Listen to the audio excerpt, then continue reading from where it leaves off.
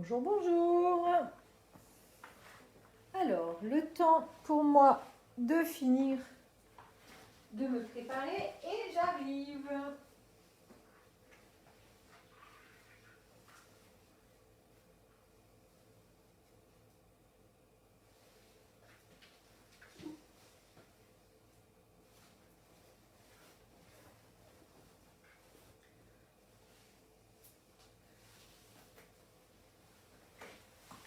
Alors, on va commencer.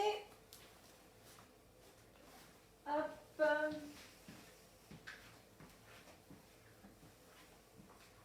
Voilà, hop. Alors, je connecte.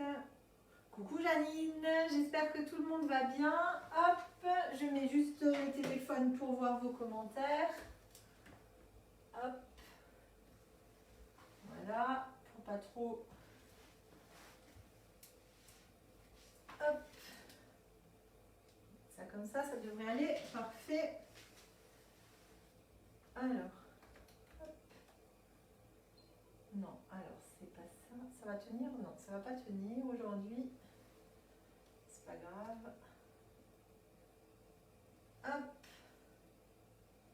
On va laisser ça comme ça. Ça devrait aller. Non, ça va pas. Alors, c'est parti, ça tient. Oui, c'est parfait. Voilà. Donc, de retour dans ma cuisine, je suis ravie d'être avec vous pour ce live. Donc, cette semaine, les recettes sont healthy.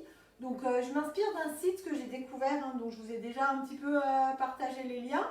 Ce soir, on va faire des crumbles, des muffins façon crumble avec des pommes. Donc, initialement, j'avais prévu le moule mini muffin. Et puis, finalement, j'ai changé d'avis. J'ai choisi de travailler dans l'empreinte palais. Donc l'empreinte palais, hop, je vous la montre, vous voyez, elle est moins haute qu'un muffin droit et un petit peu plus grande quand même que les mini muffins. Donc c'est un bon compromis entre le mini muffin et le grand muffin droit qui va être plus haut que celui-là et qui va être tout plat. Là, celui-là, vous voyez, en fait, il est un petit peu bombé. Donc il a une jolie finition. Je trouve qu'il est bien approprié aussi pour les panna cotta par exemple ou les petits desserts à l'assiette parce que comme il a sa finition un petit peu arrondie, je le trouve un petit peu plus raffiné. Alors, pour cette recette, on va avoir besoin, donc je vous remettrai la recette avec les ingrédients parce que j'ai recalculé un petit peu les ingrédients. J'espère ne pas m'être trompée. Donc on va commencer par la préparation de la pâte pour les muffins. Voilà. Donc dans mon cul de poule, toujours avec son support pour qu'il tienne bien et qu'il soit bien stable sur mon plan de travail. Alors je vais juste mettre ça de côté parce que je vais en avoir besoin tout à l'heure pour mes pommes. Voilà. Donc dans mon cul de poule. Donc là c'est un petit peu comme hier. La seule matière grasse animale, c'est les œufs. Donc si vous voulez remplacer les œufs, vous pouvez très bien le faire par de la compote de pommes. Moi là, j'ai quand même décidé de laisser les œufs. Donc on va mélanger dans un premier temps 120 g de sirop d'agave. Donc vous pouvez prendre du miel aussi, sans problème. Donc là j'ai juste rajouté un tout petit peu de sucre de canne vanillé. Parce que j'ai plus de petites graines de gousse de vanille. Il va falloir que je commande l'extrait de vanille sur la boutique. Donc voilà. Donc on va mettre les œufs, sans la coquille, c'est mieux.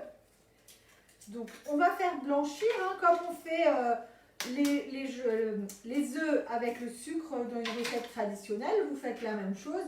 Donc après, encore une fois, c'est comme hier. Là, j'ai pris du lait végétal de riz, mais vous pouvez très bien mettre du lait de vache. Si vous ne voulez pas la version végétale, vous pouvez remplacer parce que vous avez l'habitude de consommer, sans souci. Donc là, je me suis dit, cette semaine, on va se faire plaisir, mais d'une manière différente. Donc, c'est pas parce qu'on mange des ingrédients plus sains qu'on va forcément, que ça va être moins bon. Voilà. Alors, je suis figée sur mon écran. Du coup, je ne sais pas si ça continue de fonctionner. Oui, ça a l'air d'aller. Faites-moi juste un petit retour parce que moi, sur le téléphone, du coup, c'est figé. Alors, attendez, je vais me remettre. commentaires. Coucou Christophe, coucou Sylvie. Donc là du coup, hein, dans mon cul de poule, vous avez le sirop d'agave et les œufs. Voilà, donc je mélange bien pour que ça soit bien mousseux. Au niveau de la matière grasse, on ne prend pas d'huile, on ne prend pas de beurre. Aujourd'hui, on prend de la purée d'amande. Donc là, c'est de la purée d'amande complète. Ce sont des choses qu'on trouve facilement maintenant dans les magasins bio ou même dans les rayons bio du supermarché. Vous avez aussi sur la boutique en ligne, vous avez plein d'épices. Alors plutôt pour le salé, mais vous avez plein d'épices. Donc pour apporter plein de saveurs, on n'y pense pas forcément sur la boutique, hein. On pense qu'il n'y a que les Flexipans, le Bissay et le High Cooking. Sur la boutique, vous avez plein de consommables, hein. Donc en plus des purées de fruits que je vous ai déjà présentées, des petites pistoles de chocolat, n'hésitez pas à y faire un tour parce que si vous aimez les épices, on a un super rayon d'épices qui est vraiment très fourni. Donc là, dans ma préparation, je rajoute... Donc j'ai rajouté la purée d'amande. Donc c'est des choses, hein, ça se prend comme un pot de confiture. La purée d'amande. Coucou Régine, ça fait plaisir. Donc la purée d'amande, on peut la faire soi-même aussi, hein. Il suffit de mixer dans votre High Cooking les amandes. Alors il faut y aller progressivement et plusieurs fois jusqu'à ce que l'amande donne une purée. C'est-à-dire que d'abord vous allez avoir de la poudre d'amande si vous prenez des amandes entières. Et plus vous allez mixer, plus vous allez faire une poudre, hein, une purée, pardon. Donc là, dans mon petit mélange, je vais rajouter donc mon lait de riz, hein. Cette fois-ci, j'ai pris du lait végétal de riz.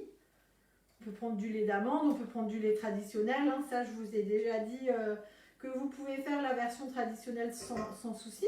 Donc la recette de ce soir, je ne l'ai jamais fait, hein, donc on teste en direct. Mes goûteurs attitrés auront de quoi goûter ce soir. Je pense qu'ils seront contents. Voilà. Donc là, je vais rajouter de la farine. Donc là, pour le coup, c'est de la farine blanche, hein. Donc si vous voulez réduire l'index glycémique de la farine, vous pouvez faire un mix de farine de riz, de farine de maïs et un petit peu de farine de blé quand même. Je vous rappelle que les farines spéciales, vous pouvez aussi les faire dans votre robot High Cooking en prenant par exemple des flocons d'avoine que vous mixez tout finement jusqu'à avoir de la farine. Pareil pour les graines, hein, les graines de courge, le riz. Vous mettez votre riz dedans, vous mixez, vous pulsez en turbo et ça vous fait de la farine de riz, hein. Voilà, donc là je rajoute ma farine, hop. Donc là avec la purée d'amande, on a un bon goût d'amande. Les purées d'arachide, hein, ça existe, purée de noix, de noisettes, vous pouvez faire un mélange. D'ailleurs sur le club, vous avez aussi des recettes, hein, de purée de noix et d'amandes et tout ça. Voilà, donc là c'est déjà bien, je trouve. Hop. Voilà. Donc là, moi je trouve que la texture est sympa. C'est assez fluide. Donc on va mettre la pâte déjà dans le moule. Et puis après, je mettrai mes petits morceaux de pommes dans la pâte directement posés dessus. Ou alors... non, en fait, on va mettre les pommes dans la pâte, tout simplement. On ne va pas s'embêter. Voilà. Donc là, j'ai épluché mes pommes. Alors, je perds la boule aujourd'hui, excusez-moi. Voilà. Donc, j'ai épluché mes pommes. Donc là, je vais utiliser le coupe-pomme de chez Guy de Marle. L'avantage par rapport à certains coups de pommes que l'on peut trouver dans le commerce, c'est qu'il nous fait 16 morceaux. En général, c'est plutôt 8. Donc là, on a 16 petits morceaux. Donc même pour les tartes aux pommes, c'est vraiment génial.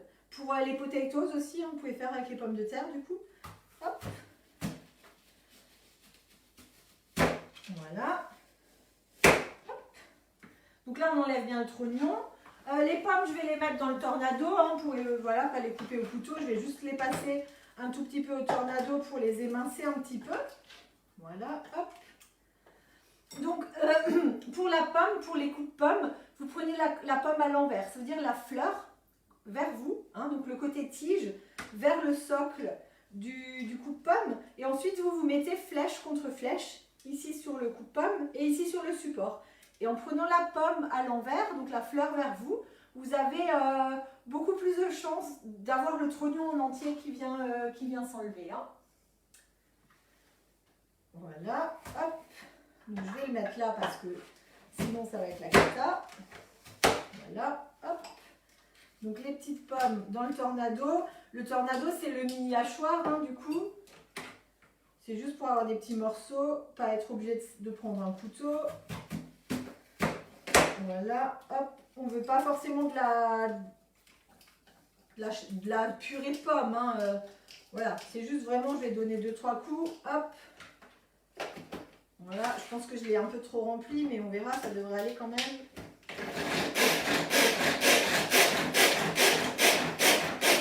Voilà, hop,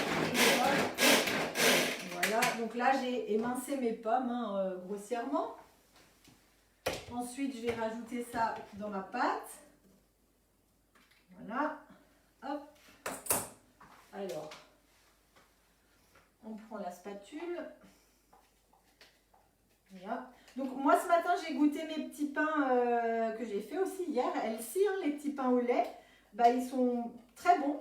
Je les ai trouvés un petit peu denses. Donc la prochaine fois que je vais refaire la recette, je pense que je mettrai un petit peu plus de lait végétal que dans la recette initiale pour qu'ils restent moelleux plus longtemps en fait. Mais sinon ils sont très très bons. Hein. C'est une bonne alternative au beurre finalement. Et au lait de vache. Voilà. Donc là, comme dit, au niveau des farines, hein, vous pouvez faire un mix vous-même. Du coup, là, comme j'ai pris de la farine de blé, bah, il y a du gluten. Pour les personnes qui sont allergiques au gluten, vous faites vos mix de farine. Hein, ça marche bien aussi, sans problème. Hein. Ah oui, moi aussi, Christophe, le tornado, c'est mon ustensile préféré. C'est vrai que le tornado, pardon, il est pratique parce que parfois, pour les petites quantités, on n'a pas forcément envie de salir le high cooking. Donc là, c'est parfait pour les petites quantités, pour émincer vos légumes, les oignons, vraiment, voilà. Donc là, on va mettre la préparation dans le moule. Je vous rappelle que j'ai changé d'avis en cours de route. Hein, je n'ai pas pris le mini muffin, j'ai pris l'empreinte palais. Vous pouvez faire ça en grand dans le moule briochette. Vous pouvez faire ça dans les cakes longs. Et du coup, au lieu de mettre les pommes directement dans la pâte, vous faites ce qu'on a déjà fait plusieurs fois. Vous faites votre préparation de base. Et après, vous agrémentez chaque cake à une saveur différente. Hein. Donc, vous pouvez faire un multifruit. Vous pouvez faire aussi avec des pépites de chocolat. Voilà. Vous pouvez faire dans le moule tablette. Hein. Ça, c'est vraiment, vous pouvez adapter ce genre de recette à n'importe quel moule. Hop. Voilà. Donc là, après, on va faire un petit crumble. Donc là c'est la partie de la recette où je suis un petit peu sceptique. Donc on va tester en live hein, ce que ça va donner. Hop. Et puis moi, je vous dirai après au résultat, au goût, si c'était bon. Mais il n'y a pas de raison. Hein. Les ingrédients qu'on a mis dedans, ils sont bons. Donc il n'y a pas de raison. Hein. Donc là, la petite louche aurait été adaptée hein, pour éviter d'en mettre partout, comme je suis en train de le faire. Mais je n'avais pas préparé toutes mes affaires. Hop. Voilà. Bon, on va bien les remplir. Hop. On va partager le reste. Voilà. Hop. Alors, un petit peu dans celui-là. Hop. Et un petit peu par là. Voilà. Hop. Alors. Je cherchais de quoi essuyer mes petites cochonneries. Voilà. Ah non, je vais prendre l'autre spatule. Donc là, je pose ça de côté en attendant. Hop. Je vais prendre une autre spatule. Voilà, une des deux. Hop. Voilà, donc là pour le crumble. Ah, bonne idée Christophe. Donc Christophe qui est conseiller Guy de Marle dans la région de Tours et qui fait partie de mon équipe, nous dit qu'il a fait un guacamole avec le tornado. C'est vrai que c'est une très très bonne idée. Donc là je prends donc toujours mon support mais avec un plus petit bol. Hein, donc vous voyez ça s'adapte à n'importe quelle forme. Je mets de la farine. Je vais mettre un petit peu de sirop d'agave à nouveau. Voilà. Et de l'huile de coco. Donc l'huile de coco, je ne l'ai pas faite se ramollir, hein, je l'ai laissée solide, puisque normalement le crumble, ça se fait avec du beurre. Donc là, j'ai laissé solide mon huile de coco. Donc ça, c'est pareil, l'huile de coco sur la boutique en ligne, vous en avez, hein, donc de la bio. Pour les personnes qui n'aiment pas l'odeur de la coco, sachez que dans certains magasins bio, vous pouvez trouver de l'huile de coco désodorisée. Donc ça, c'est pas mal quand l'odeur de la coco dérange un petit peu. Moi, ça ne me gêne pas, mais c'est vrai que du coup, dans certaines recettes, ça sent quand même fort la coco. Donc ça existe en version désodorisée. Donc du coup, c'est vrai que sur la boutique, vous l'avez en pot, vous avez 2 formats et elle est vraiment de très bonne qualité. Donc là, il suffit de mélanger, hein, comme n'importe quel crumble, hein, de manière à ce que ça s'effrite un petit peu et que ça nous fasse du sable. Voilà, des petites pépites. Et ensuite, on va parsemer ça sur nos petits muffins et on va enfourner 20 minutes à 180 degrés. Et là, la recette sera terminée. Donc, vous pouvez mettre de la margarine, hein, si vous ne voulez pas mettre de l'huile de coco, vous pouvez très bien prendre de la margarine, hein, sans problème. Hein. Enfin, du beurre végétal. Et sinon, vous pouvez prendre du vrai beurre. Vous pouvez aromatiser aussi le crumble avec de la cannelle. Hein. Vous pouvez mettre des épices dans la pâte aussi directement. Donc moi, là, j'ai laissé comme ça. J'ai vraiment fait comme c'était noté sur la recette. Hop. Donc là, je vais quand même y aller avec les doigts un petit peu pour effriter tout ça. Voilà, hop.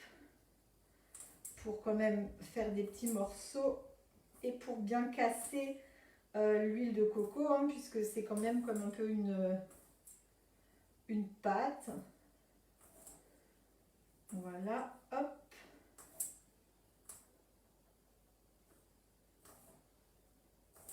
Voilà, c'est pas mal. Hop. Donc là, on va simplement mettre notre petit crumble par-dessus. Voilà.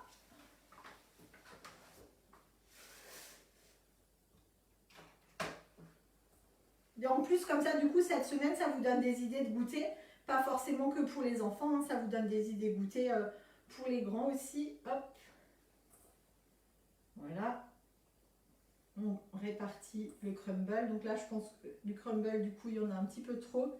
Mais c'est pas grave, je referai une fournée de gâteau et on l'utilisera sur la prochaine fournée. Donc je vais mettre sous vide mon crumble pour éviter qu'il ne rancisse. Et du coup, je vais le conserver au frigo quand même, hein, pour éviter que justement il devienne rance. Alors, hop. Bon, il n'en reste pas beaucoup, mais il y en aura quand même un petit peu trop pour les derniers. Hop, parce que là, ils sont bien chargés. Voilà. Hop. Et le dernier. Voilà. Donc voilà la recette healthy du jour. Donc ce n'est pas des recettes que je vais forcément mettre sur le club parce qu'elles sont issues d'un site internet et que la personne qui a fait ce site internet fait aussi des livres. Donc voilà, je ne vais pas lui piquer ses recettes. Par contre, je vous mettrai le lien comme j'ai fait pour les autres. Je vais mettre le lien du site. Comme ça, vous pourrez aller le visiter.